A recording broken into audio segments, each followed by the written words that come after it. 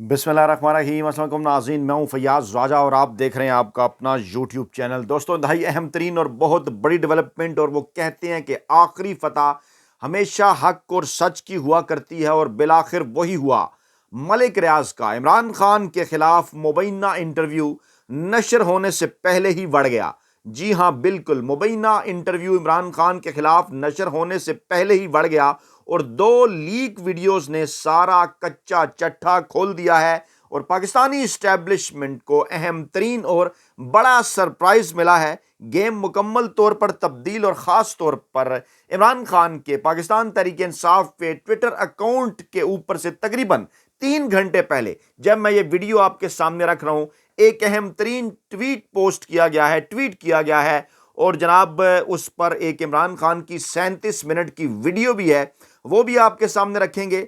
जराए का दावा है कि इस नई पैदा होने वाली सूरत हाल के बाद रात गए एक मर्तबा फिर इमरान खान से बिलवास्ता राब्ता कायम किया गया, इमरान खान से डील करने की कोशिश की गई, और उन्हें इस बात के ऊपर राजी करने की कोशिश की गई कि वो मुल्क से बाहर चले जाएं। इमरान खान ने मुल्क से बाहर जाने से इनकार कर दिया है, और तकरीबन 3 घंटे पहले किया जाने वाला ये ट्वीट, जिसके अंदर इमरान खान का एक वीडियो बयान है, वो इस तमाम तर सूरत हाल के हवाले से जनाब इंतहाई अहम है। दूसरी जानिब जराए का यह भी दावा है कि मलिक रियाज के करीबी जराए ने इमरान खान के अहल खाना, इमरान खान के फैमिली जराए से राबता करके माफ़ी भी मांगी है कि हम मजबूर हैं, जो कुछ हमारे हवाले से कुछ चीज़ें आइंदा आने वाले चंद दिनों में आपके सामने आने वाली हैं। आपको ये वीडियोस दिखाएंगे हम, दो लीक वीडियो आपके लिए इस मजदूर साफ़ी ने हासिल की हैं। एक वीडियो की ड्यूरेशन तकरीबन 1 मिनट और दूसरी वीडियो की तकरीबन 3 मिनट है, और ये वीडियोस मुकम्मल तौर पर मलिक रियाज के इंटरव्यू का कच्चा चट्टा खोल देंगे।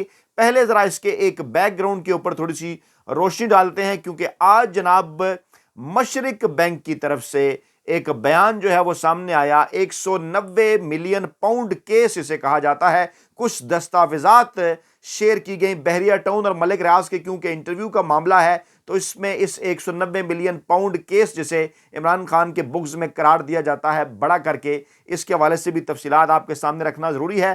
पहले जनाब एक खबर आती है, 190 million pound case, Imran Khan, Shahzad Akbar, Zulfi Bukhari और फर्रा गोगी समेत 29 अफराद के नाम ECL में डालने की सिफारिश।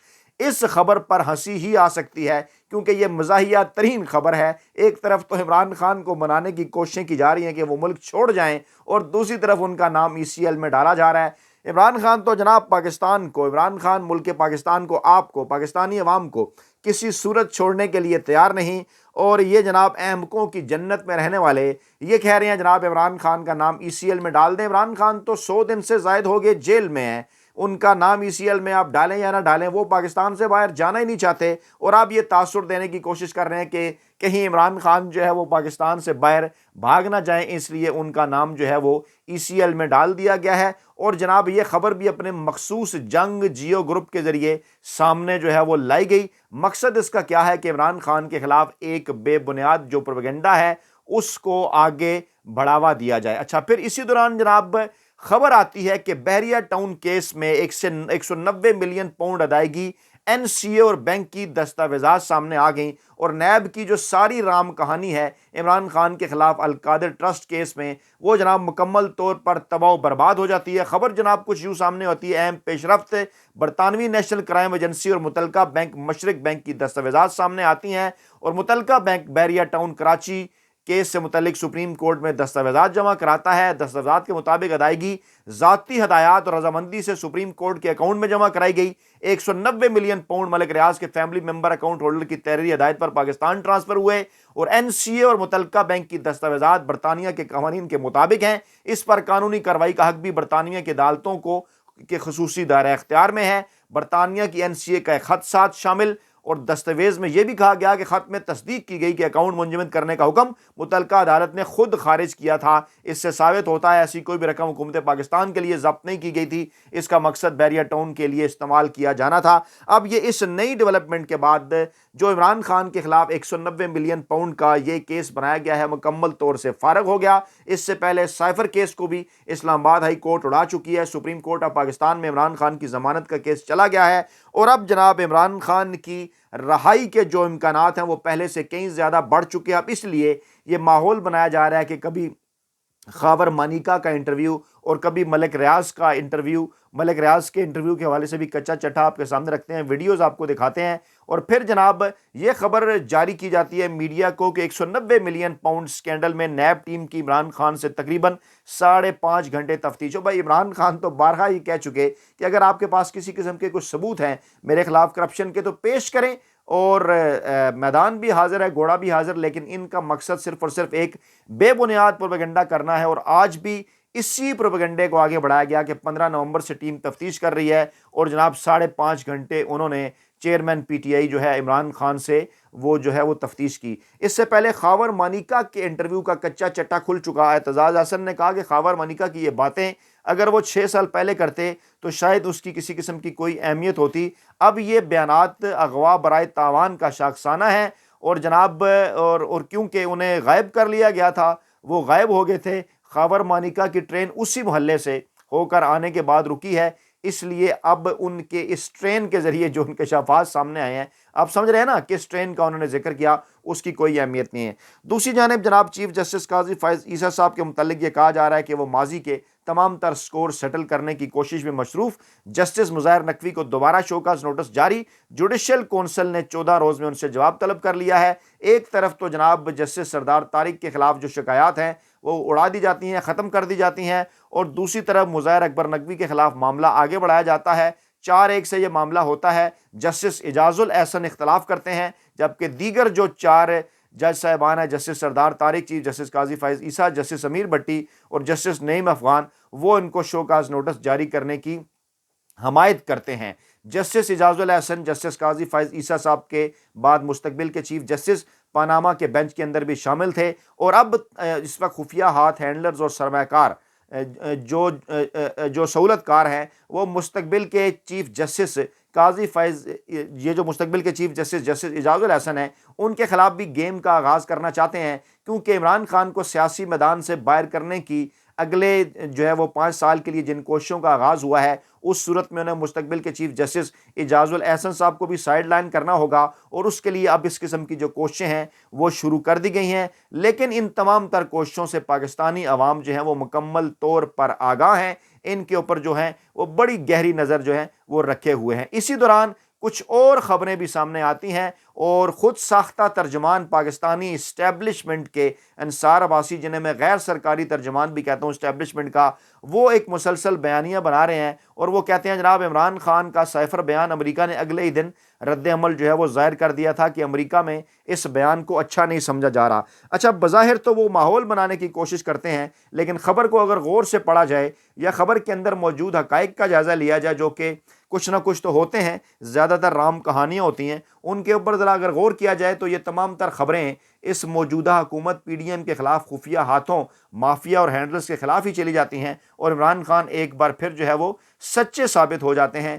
کیونکہ اس حوالے سے اعتزاز احسن بھی کہہ چکے, اور جو قانونی ماہرین ہیں ان کی یہ رائے ہے کہ جناب عمران خان وزیر اعظم, ان کا یہ اختیار معاملے کو کیبنٹ کے اندر لے کر آئیں, معاملے کو پاکستانی عوام کے لیے اوپن کریں. یہ کس قسم کا راز ہے جس کو کہا جاتا ہے کہ چھپایا جائے, کہ اگر کوئی ایک ملک پاکستانی عوام کی جو منتخب نمائندہ حکومت ہے اس کو گرانے کے لیے اگر کوئی سازش کرتا ہے, تو کیا اس سازش سے پاکستانی عوام کو آگاہ نہ کیا جائے؟ تو جناب اس قسم کی چیزوں کے اندر کسی قسم کا کوئی اس وقت ایسی کوئی چیز موجود نہیں کہ جس کے ذریعے ہم یہ کہہ سکیں کہ خدا نہ خواستہ عمران خان کے خلاف جو معاملات ہیں وہ آگے بڑھائے جا سکتے ہیں. امریکہ بھی بول اٹھا جناب کہ پاکستان میں سیاسی عہدے کے امیدواروں پر ہم کسی قسم کی کوئی پوزیشن نہیں رکھتے. بار بار انہیں کیوں کہنا پڑ رہا ہے؟ یہ اس لیے کہنا پڑ رہا ہے کہ چور کی داڑھی میں ہے تنکا. باقاعدہ طور پر انہوں نے جناب پوزیشن لی, عمران خان کے خلاف لی. کیا معاملات تھے؟ یوکرین کا معاملہ تھا, سب کو اس بات کا اندازہ ہے. اور اب اس قسم کی خبریں بھی انٹرنیشنل میڈیا کے اندر بھی ماضی میں بھی گردش کرتی رہیں, اب بھی گردش کر رہی ہیں کہ باقاعدہ طور پر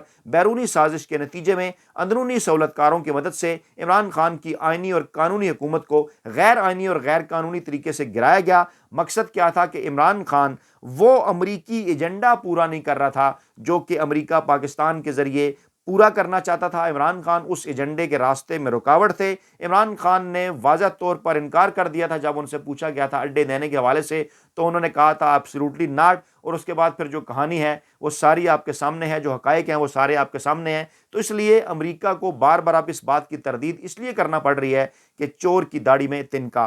پھر جناب یہ خبر بھی آتی ہے کہ پی ٹی آئی رہنما شوکت یوسفزئی کو طیارے سے آف لوڈ کر دیا گیا, سعودیہ جانے سے انہیں روک دیا گیا. عمرے پر وہ جا رہے تھے اور بورڈنگ پاس مل گیا, کلیئرنس بھی ہوگی, کیوں روکا گیا کچھ اس بات کا اندازہ نہیں. مقصد کیا ہے؟ انہوں نے کہا میں عدالت جا رہا ہوں. مقصد وہی ہے کہ پاکستان تحریک انصاف کے خلاف ایک ظلم و جبر کی ایک داستان رقم کرنا, پاکستان تحریک انصاف کو ڈرانا دھمکانا, پاکستان تحریک انصاف کے راستے جو ہے وہ بند کرنا, عوام کے ساتھ جو ان کا کنیکشن ہے اس کو ختم کرنے کی کوشش کرنا, تاکہ کوئی ایسا طریقہ اپنایا جائے کہ عمران خان کا جو راستہ ہے وہ روکا جا سکے. اسی دوران میڈیا کے اوپر کوششیں بھی جناب جاری ہیں نواز شریف کے حوالے سے بیانیاں بنانے کے لیے, لیکن میں لے کر چلوں گا آپ کو اس اہم ترین ویڈیو کی جانب, بلکہ پہلے عمران خان کی سٹیٹمنٹ آپ کو دکھاتے اور سناتے ہیں کہ دوبارہ یہ ری ٹویٹ کرنے کی ضرورت کیوں پیش آئی. غور سے سنیے ذرا. جی کر رہا تھا کہ ملک کے لیے کیا بہتری ہے, تو کوئی یہ نہ سمجھے کہ میں کمزوری میں بات کر رہا ہوں. جی ایک منٹ. مجھے خوف آ گیا ہے کہ یہ میرا ملک تباہ ہو رہا ہے, اور میں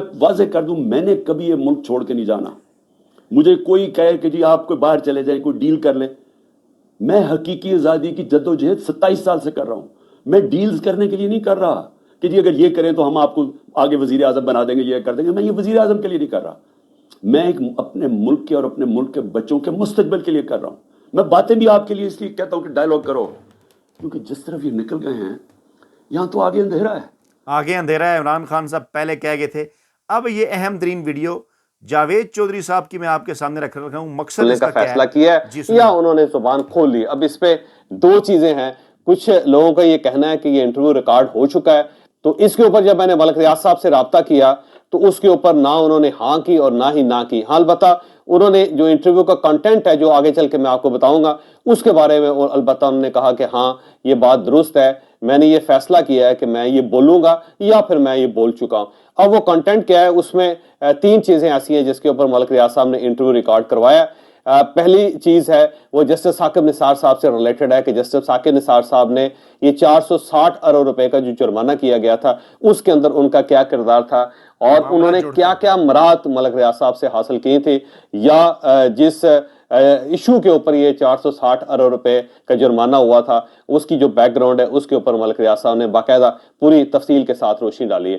دوسرا, جب عمران خان صاحب کا دھرنا ہوا تھا 2014 میں اسلام آباد کے اندر, اس میں ملک ریاض صاحب کا کیا کردار تھا, کون تھا جس نے یہ دھرنا پلان کیا تھا, کس طرح اس دھرنے کو اسلام آباد لایا گیا تھا اور کس طرح اس کو بٹھایا گیا تھا, اس کے دھرنے کے لیے خوراک کا بندوبست کہاں سے کیا جاتا تھا, پیمنٹ کا بندوبست کہاں سے ہوتا تھا, پیسے کہاں سے آتے تھے, اور پھر پیغامات کہاں سے آتے تھے.